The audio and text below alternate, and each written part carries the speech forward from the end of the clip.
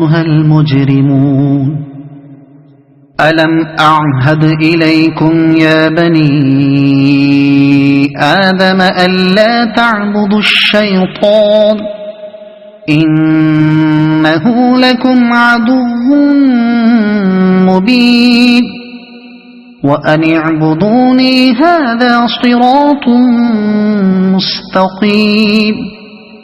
ولقد أضل منكم جبلا كثيرا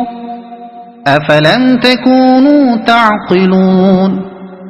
هذه جهنم التي كنتم توعدون اصلوها اليوم بما كنتم تكفرون اليوم نختم على أفواههم وتكلمنا أيديهم وتشهد أرجلهم بما كانوا يكسبون ولو نشاء لطمسنا على أعينهم فاستبقوا الصراط فأنى يبصرون ولو نشاء لمسخناهم على مكانتهم فما استطاعوا مضيا ولا يرجعون ومن نعمره ننكسه في الخلق أفلا يعقلون وما علمناه الشعر وما ينبغي له إن هو إلا ذكر وقرآن مبين لينذر من كان حيا ويحق القول على الكافرين أولم يروا أنا خلقنا لهم مما عملت أيدينا أنعاما فهم لها مالكون وذللناها لهم فمنها ركوبهم ومنها يأكلون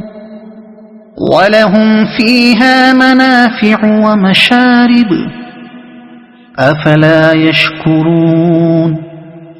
واتخذوا من دون الله آلهة لعلهم ينصرون لا يستطيعون نصرهم وهم لهم جند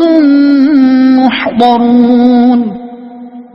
فلا يحزنك قولهم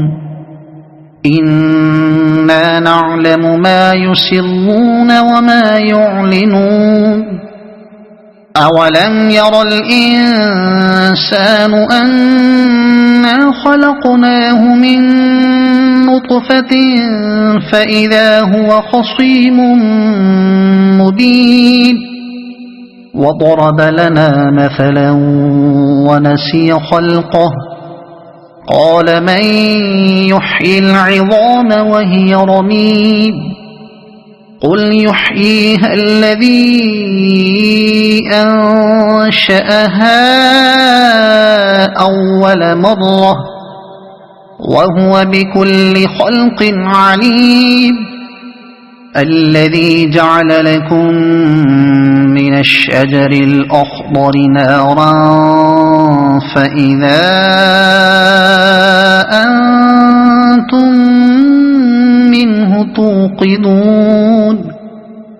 أوليس الذي خلق السماوات والأرض بقادر على أن يخلق مثلهم